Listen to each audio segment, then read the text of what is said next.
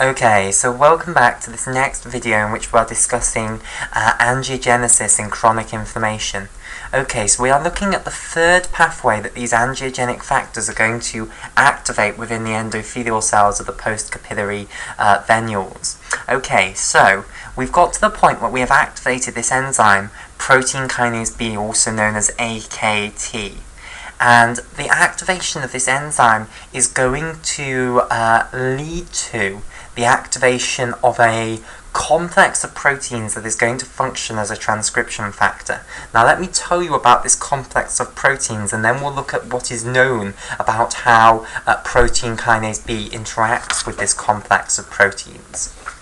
Okay, so this complex of proteins is known as the MTOR1, okay, which stands for the mammalian target of rapamycin, okay, mammalian target of rapamycin, and it's also sometimes called mechanistic target of rapamycin. People are trying to get it renamed the mechanistic target of rapamycin, but it's kind of failing. Everyone still refers to it as the mammalian target of rapamycin.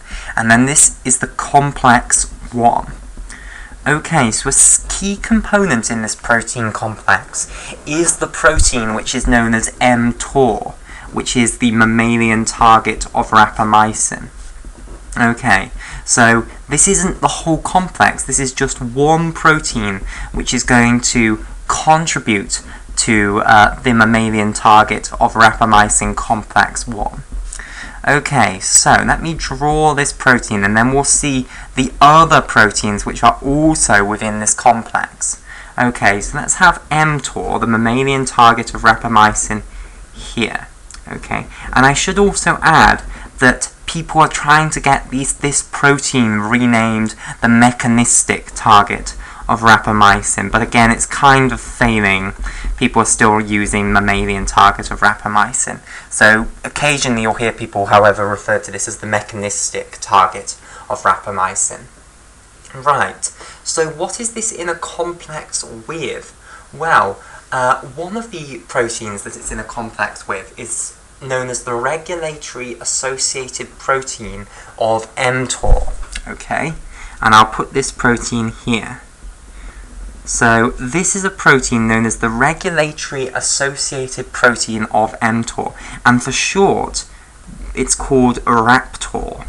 Okay, so RAPTOR stands for, I'll put it here, the regulatory, so that's the R in the name, and then associated, that's the A, and then protein is the P there, so we've got RAP so far, and then finally it's of mTOR, and then clearly you just take the TOR bit of the name, okay, to get RAPTOR.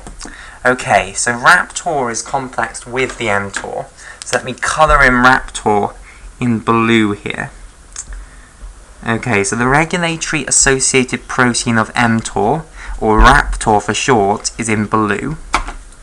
The mammalian target of rapamycin we'll put in green here. Okay, so this is this major protein after which the whole complex is named, so we'll put it at the centre of our picture.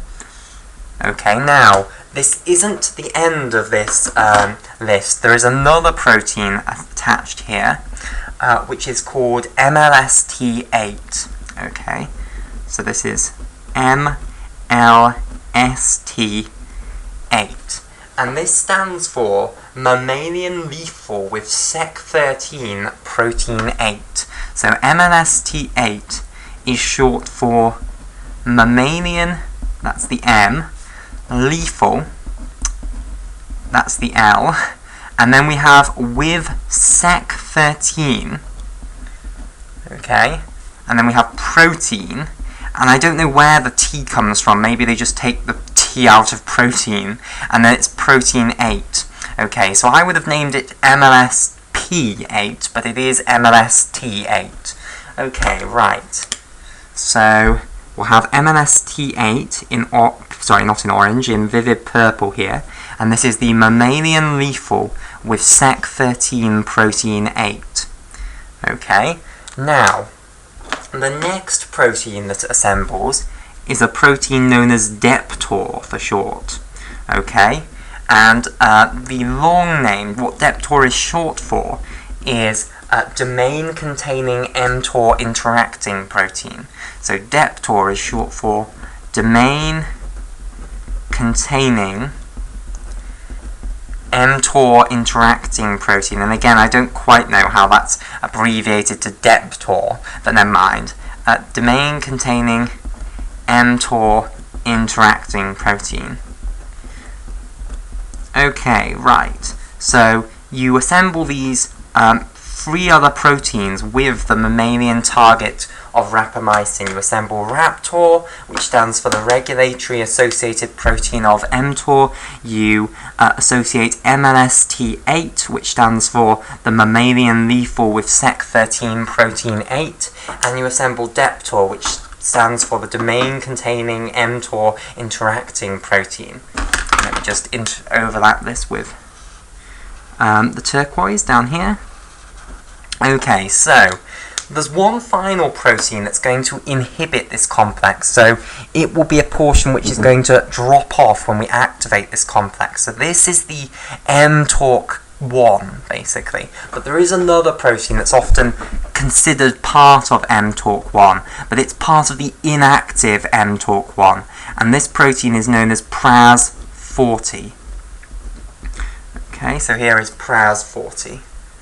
And it's sort of attached to RAPTOR up here. Okay, so let's have PRAS40 in red. Right, so this is part of the inactive mammalian target of rapamycin complex 1. But when you actually activate the mammalian target of rapamycin complex 1, that PRAS40 is going to drop off. So, this is what AKT is going to try and do. It's going to try and activate this complex. So I've given away what one of the actions of AKT is going to be. It's going to promote the falling off of the PRAS40. So basically what AKT is going to do is it's going to phosphorylate PRAS40. Okay, and this will cause PRAS40 to drop off the RAPTOR protein, and then that's one of the things that will help the mTORC1 complex become active. So we've added a phosphate group onto PRAS40. However, that's not the only way that the mTORC1 complex is going to become active. In fact, you need more than just that. That's one of the things you're going to do, but AKT has to do more. It has to work harder. It's phosphorylated PRAS40 and caused PRAS40 to dissociate from RAPTOR. That's helped, but it's not going to activate the mTORC1 complex yet. Instead, you need to do more. Okay, so what is AKT going to do? Well, basically, to understand what it's going to do, we need to understand something known as the tuberous sclerosis complex. Okay, so more proteins, basically. So there is another complex which is known as the tuberous sclerosis complex, and this consists of 2 proteins known as the tuberous sclerosis complex protein 1, which is often abbreviated to TSC1, and also another protein which is sensibly called the tuberous sclerosis complex protein 2. Okay, so added on here, this is the tuberous sclerosis complex protein 2. Now together, they make up the tuberous sclerosis complex. Okay, so the whole thing is the tuberous sclerosis complex. So we'll box it because it's so important. Okay, so this is the tuberous sclerosis complex, and importantly, you need both of them in order to be functional, basically. They need to dimerize in order to be a functional tuberous sclerosis complex. Now, what does the functional tuberous sclerosis complex do? Well, basically, it inactivates a G protein, okay? So it inactivates a G protein known as the Reb G protein. So here is Reb. Okay, now Reb was in its active state, okay? So Reb was in its active state, and in its active state it has guanosine triphosphate bound to it. Now this is the case for all G proteins. All G proteins have an on state and an off state, and in the on state they have GTP bound to them, and in the off state they have GDP bound to them. So basically, what the tuberous sclerosis complex is going to do is it's going to turn off the Reb G protein, basically, by cleaving off the terminal phosphate group of the GTP and turning it into GDP. Okay, so it converts Reb GTP into Reb GDP. So here is our Reb protein again, and now instead it's got GDP bound to it. Okay, so at the moment you have, as soon as the Reb protein is activated, it's going to be inactivated to Reb GDP. So you've got no active Reb GTP, okay? Right, or at least as soon as you make it, it's being destroyed by this tuberous sclerosis complex.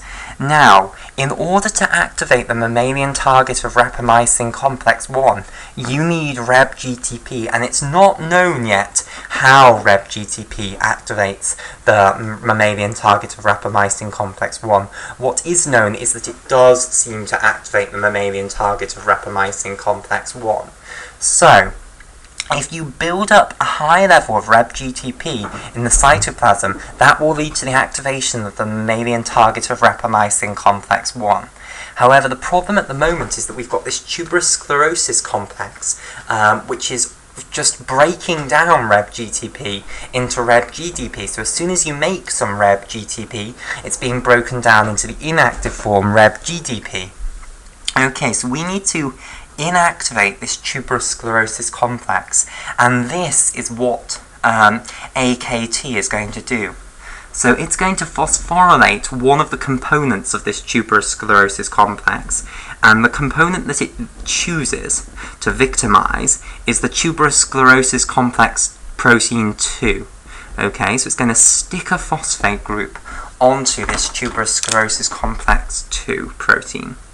Okay, so you might think, well great, that'll stop it from binding to the tuberous sclerosis complex 1. Well, not so fast. No. Basically, what this phosphorylation of the tuberous sclerosis complex 2 does is it makes the tuberous sclerosis complex 2 capable of binding to a new protein. And when it binds to this new protein, then it's no longer going to be able to bind to tuberous sclerosis complex 1. So it's not the phosphorylation which stops it from binding to tuberous sclerosis complex 1. It's the binding of a new protein after the phosphorylation which stops it from being able to bind to the tuberous sclerosis complex 1. So here is this new protein, which I'm drawing now in turquoise, which has come along and associated with the phosphorylated tuberous sclerosis complex 2 protein, and is stopping it from associating with tuberous sclerosis complex 1 protein. Okay, now what is this protein called? Well, it's called the rather inspiring name 14-3-3.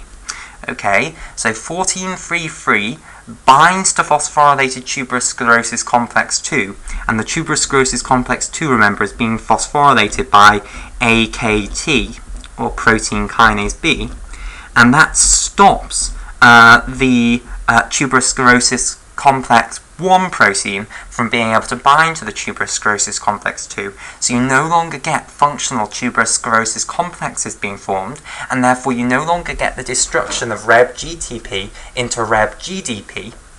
Therefore, Reb GTP builds up in the cytoplasm, and this goes and activates the mTOR1, the mammalian target of rapamycin complex 1.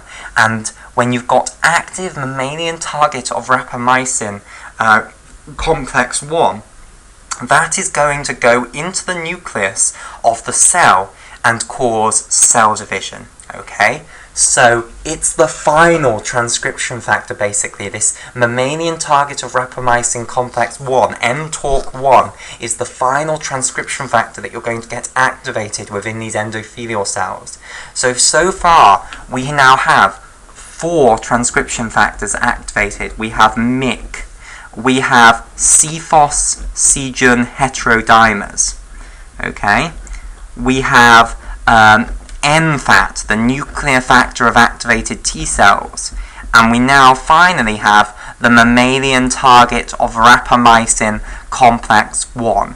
And all of these transcription factors, at least for a simple model, can be modeled as doing the same thing. And they're going to promote the growth of this endothelial cell. Okay? And we'll discuss how they're going to promote the growth of the endothelial cell in the next video.